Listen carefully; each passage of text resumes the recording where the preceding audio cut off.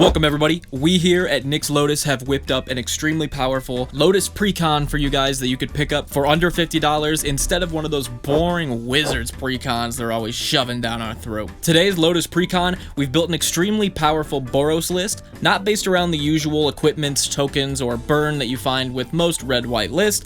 No, this one is based around powerful ETBs and utilizing a unique mechanic and resource to build up said resource in the early game, pay off with that resource in the mid and late game in order to explode all over the opponents. Boros all over the place. In this video, we'll be covering the commander, the deck's strategy and themes, some test gameplay, along with a $50 deck upgrade kit you could pick up that we will talk about at the end of the video. So if this sounds like something you'd be interested in, let's do a quick prayer to the YouTube algorithm gods, hit like and subscribe on the video, consider becoming a YouTube and Patreon member for as low as $1, and let's get into it. The deck's commander is Jolly Balloon Man. This powerful and notorious Boros commander may have a small CMC, but it packs a large punch. For 1, a red and a white, we get a 1/4 haste that we can pay 1 and tap to create a token that's a copy of another creature we control, except it's a 1/1 red balloon in addition to its other types. It has flying, haste, and you have to sacrifice it at the end of turn, activate only as a sorcery. We're going to use this powerful creature duplication effect to get powerful ETBs. Speaking of ETBs, let's talk about this deck's specific enter the battlefield triggers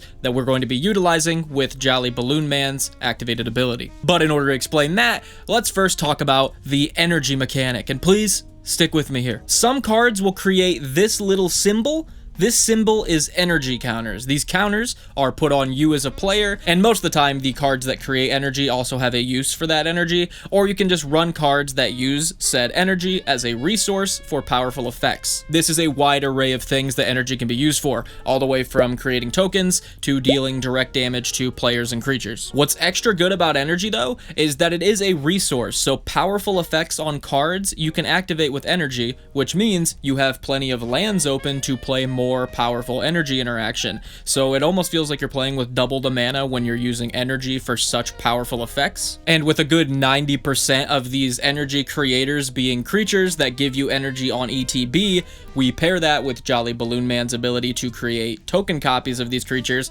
to double the amount of energy we're getting very early on in the game. So I've broken down the energy cards that we decided to run in this list into 3 separate categories. The first category of which being early game energy enablers. These include cards like Aether Torch Renegade, being a 2 and a red 1/2 that gives us 4 energy on ETB. It also allows us to spend energy to turn it into 1 or 6 damage to any target. Paired with Jolly Balloon Man's token doubling ability, this becomes very powerful. Cards like Inspired Inventor and Conduit Goblin are 2-drops that give us 2 energy on ETB, which again pairs great with our commander to make a pretty good amount of early game energy. These early game energy creatures are fantastic in Jolly Balloon Man, as we can easily start accumulating way more energy than we're supposed to have way earlier in the game than most other energy decks. Now, while most of these small early game energy producers have some mediocre energy outlets on them, that's not their use. They are here to give us energy and help us stockpile energy so that we can use them on the next category of energy cards. So let's talk about energy outlets. Aetherworks Marvel is a classic example of one of these. For 4 colorless, this artifact starts turning every permanent we control that leaves the battlefield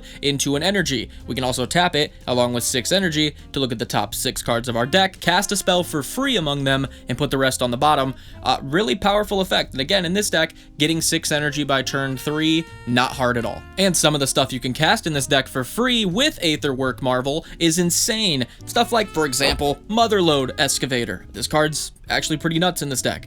For 3 and 2 red, we get a 5/5 legendary artifact creature. When it enters, make an energy equal to the amount of non-basic lands an opponent controls. Damn. Yeah, you know, in the right deck, at the right table, this is gonna hit for a ton. When Motherlode Excavator attacks, we can pay 4 energy. If we do, we can destroy a non-basic land target opponent controls, and then all that player's creatures without flying can't block this turn. So again, with the amount of early game creatures we run in this deck, this is actually very useful for 2 reasons. Also, it's a legendary, but the ETB energy production on this thing, you can still target it with Jolly Balloon Man. So you just target it, the legend rule still applies, so you just sack the token. You still get the ETB that'll give us a ton of energy. We're gonna probably be targeting this thing for 1 mana with Jolly Balloon Man's activated every turn to produce tons of energy in this deck. Great card. Territorial Gorger is another one that I think could honestly be a pretty good just passive sink for all this energy. Whenever we make energy, it gets +2/+2, and it has trample. So in this deck, making 3-4 different instances of energy, definitely doable. Turning this thing into a 10/10 trample, definitely doable. Smack some face with this guy. I also just like him. Look at the little dude. While we're playing all these early game energy creators, dumping them into these mid and late game energy engines, blinking them over and over with Balloon Man to get way more energy than we're supposed to have to maximize value. Of course, the third category of energy cards is going to come in very clutch, being the game ender energy cards. And yeah, there's definitely some haymakers in this strategy that I was not aware of. For example, Aetherflux Conduit is a 6-mana artifact that turns each spell we cast into energy equal to that mana cost. Already disgusting in this deck. We can also tap it and pay 50 energy. Actually very doable. It sounds like a lot, but now that I'm thinking about it, I'm like, that's extremely doable in this deck. Draw 7 cards and cast any number of cards out of your hand for free this turn. Yeah, with the amount of energy that alone will make, the amount of engines that'll put into play, you should be winning. You want to see a real win con though? Let's talk about Blaster Hulk. This thing will win games in this deck, being 6 and 2 red for an 8/8 that cost 1 less for each energy we paid this turn, meaning this thing will come out for 2 red as an 8/8 haste most games. Whenever it attacks, we get 2 energy, then we may pay 8 energy. If we do 8 damage divided among any number of targets. That's a one-way board wipe, a lot of games. That's a lot of direct damage to opponents. This thing can come out for 2 mana as an 8/8 haste most games. Again, getting 8 energy by turn 4, not hard at all. Then you have a turn 4 2-drop 8/8 haste that bashes face and creates energy and stockpiles even more that we can start dealing 8 damage divided.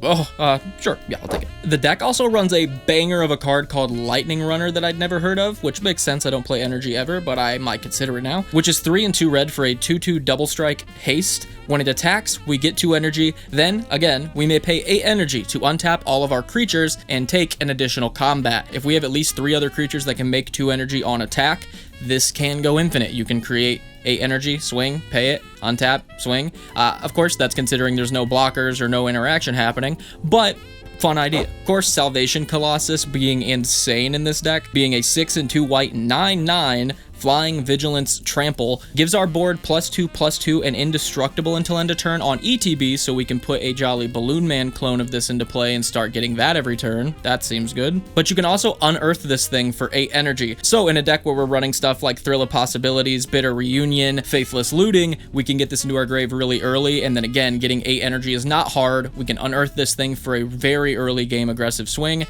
This deck's got the early game covered, it's got the mid game covered, it's got the late game covered, and for a Boros deck, that's saying a lot. Past that, the deck runs 12 pieces of card draw. A couple of cards of note in our card draw package is Helpful Hunter, Spirited Companion, and Wall of Omens, as they will immediately replace themselves on ETB, and then that will give us the option to use Jolly Balloon Man to put a token copy of these into play to help us dig for cards out of our deck. And when we're top decking or games are going long, being able to put tokens of these into play to draw more and more cards actually seems very useful. Also, the fact that Jolly Balloon Man makes 1/1s gives card draw like Mentor the Meek, Idol of Oblivion, or Rumor Gatherer extremely good in this deck to guarantee us card draw each turn in a more permanent way. Past that, the deck runs 10 pieces of mana ramp, that being because the deck is so low to the ground CMC wise. Also, there's nothing really of note in the mana ramp package to talk about. Moving on to removal, the deck runs 12 pieces. As far as removal is concerned, there's 3 that I want to talk about, being Westfold Rider, Cathar Commando, and Draugr Hedge Mage, all of which can destroy artifacts and enchantments on creature bodies,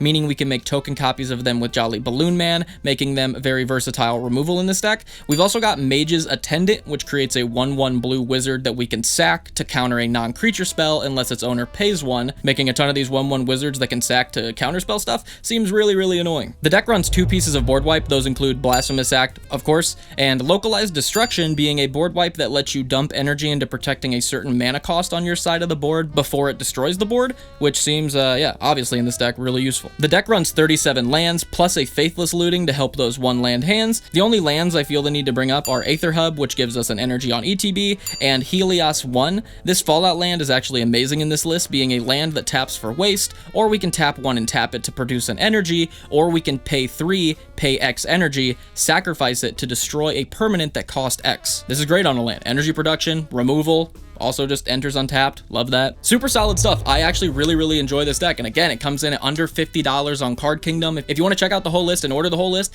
deck list down below, but we're not done yet. So hopping onto Mox Field, we can take a look at the mana curve of the deck, which peaks at 2. Obviously, we have a ton of low CMC bodies in the deck, and a mana color divvy up, which leans more towards the white side, as well as an opening hand. I don't like to keep openers with Soul Ring, so we will deal another hand here. Helios 1, Evolving Wilds, Talisman, Behemoth. This is definitely a keepable hand, so we will playtest this. We'll go first and draw. Start things off with an Evolving Wilds, crack it. We're going to just dig for a red so we can use that Thrill of Possibilities. I know there's a quicker way to do this, but this is how we're doing it. So we pass, comes back around us, we will untap, we will hit a Plains, which is really nice. We're going to play Helios 1 though. Pay 2. Thrill of Possibilities to discard our Salvation Colossus, like we talked about. Very useful in this deck with the Unearth for 8 energy. Go ahead and discard that. Draw 2 cards, and hit a Faithless Looting, as well as a board wipe, which is really nice. Now we can play our Plains. We can go ahead and pay 2 and a white for an Inspired Inventor. When it enters, we will put 3 energy counters on us, so we have 3 energy, and then we'll pass back around. When it comes back to us, we will go ahead and play a Plains, followed by a Talisman of Conviction into our Commander. Then we will loop back around. Comes back to us. We're going to play a Plains. What's really nice is we have an Aether Refinery, which will double all of our energy production. We can also get 1 energy and then pay 1 or more energy to create an XX. So this is a very nice engine to have in play. It's kind of an awkward time to play it right now, so I think what we're going to end up doing is paying 4 for a Behemoth of Vault 0. And when Behemoth of Vault 0 enters, we get 4 energy. And we will go ahead and pay 1 to activate Jolly Balloon Man. And we will create a 1/1 token copy of Behemoth of Vault 0. That will take us up to... The original Behemoth of Vault 0 will take us up to 7 energy. And then the copy will take us up to 11 energy now. And when Behemoth of Vault 0 dies, you may pay an amount of energy equal to target non-land permanent's mana value and destroy that permanent. So when we sack this 1/1 copy to Jolly Balloon Man, we do have an option to do that at the end of our turn to possibly take out a threat that's in play. We have 11 energy to play with. We can take out whatever the biggest thing in play is right now. We'll play 1 with Talisman to Faithless Looting and draw 2 cards and then discard 2 cards. And then we will go ahead and go to our end step. Behemoth of Vault 0 dies. We'll pay, let's say, 4 energy to crack a 4-drop permanent in play that's causing us trouble. And then we will loop back around having a 6/6 Trample in play, our 2/2, and then some really solid engines to work with now. As you can see, the deck works. So let's talk about the $50 upgrades for the list. I have a $50 upgrade package that you could pick up and add to this deck to turn it into something super spicy. The first thing I'd recommend with the upgrades to improve this deck vastly would be upgrading some of the card draw in the deck. So on the upgrade list, we've got Takesia's Welcome, Benny Brax, and Skull Clamp, all of which turn the 1/1 tokens that Balloon Man makes into guaranteed card draw on our turn. Skull Clamp can equip, send the 1/1 to the bin, draw us 2 cards. Takesia's and Benny's just rewards us with a card draw whenever we make small creatures or tokens. Perfect in here. Past that, we've got some spicier key additions we could add to seriously up the power level of this deck. The first card I'd recommend outside of the card draw upgrades is Marvin Murderous Mimic. This is a 2-drop artifact creature that gains all of the activated abilities of creatures we control, meaning we have 2 Jolly Balloon Men, and you can see how that would be very good, as Jolly Balloon Man's ability is extraordinarily cheap to use. Speaking of 2 Jolly Balloon Men, we've also got 1000-Year Elixir. This is a classic, being a 3-drop artifact that allows us to use tap activated abilities the turn creatures come out as though they had haste, and you can also pay 1, tap the elixir itself to untap target creature, again giving us 2 Jolly Balloon Men triggers. Super useful. Guide of Souls is another banger in this deck, being a 1 white 2/1 that gives us an energy and a life every time a creature enters the battlefield, which in Jolly Balloon Man, all the early energy creators and the 1/1 tokens that Jolly Balloon Man can make, we're going to trigger this all the time. It's also got the ability to pay 3 energy whenever we attack, to put 2 1/1 counters, a flying counter, and turn the creature type of an attacking creature we control into Angel, which is an extremely big buff, built-in evasion. We'll pretty much have that every combat. We can start upgrading our whole board into huge flying angels for 1 white mana. Get this out early, start making a ton of energy. Perfect. Moving on, we got Panharmonicon. This 4-drop artifact doubles all of our ETB triggers. So, don't really have to explain this much. All of our ETB energy creation, which is all of it, gets doubled. Our Jolly Balloon Men, making copies of those ETB triggers, that gets doubled. We're kind of doubling our doubling here, which is going to get insane. So, our 3-drop creature example that creates 4 energy when it ETBs, if we have Panharmonicon and Jolly Balloon Man out, we play it, that's 8 energy. We blink it with Jolly Balloon Man, that's 8 more. That just made 16 15 energy the turn it came out. Insane. And finally, for our upgrades, Recruiter of the Guard is nuts in this deck, being 2 and a white for a 1/1. When it ETBs, we can search our deck for a creature that costs 2 or less, put it into our hand. So with Jolly Balloon Man, we can make a copy of this every turn and have a tutor effect every turn to tutor up all of our small ETB create energy creatures, filtering out our deck so we can get better mid and late game draws as well. Definite must. Now, all these upgrades, I lied a little bit, come in at $53. So if you want to check the upgrades out, you can head over to the Moxfield page that's down below in the description, scroll down until you see the Considering tab, and all the cards under the Considering tab are the upgrades that I recommended in this video. Or you could just pick up a Delny for $42. One of those two options are going to upgrade this deck, definitely. I hope you guys liked my Lotus Precon for today. Again, this deck comes in at under $50 on Card Kingdom. If you want to check out the list, you can check out the Moxfield link in the description. Make sure to like, comment, and subscribe if you like my content and want to see more of it. And if you'd like to show some additional support to the channel and me personally, check out the YouTube and Patreon members, links down in the description. For as low as $1, and it seriously does help me out a lot, you also get a direct submission of obscure cards that can make some of the obscure lists we make here on the channel. You also get access to the deck submission form where you can submit your commander decks for the Friday night deck review live streams that we do here on the channel. So if either of those sound interesting or you just want to show some support onto the channel, check out the YouTube members and Patreon. With that, I'm gonna get out of your hair and I'll see you guys next time.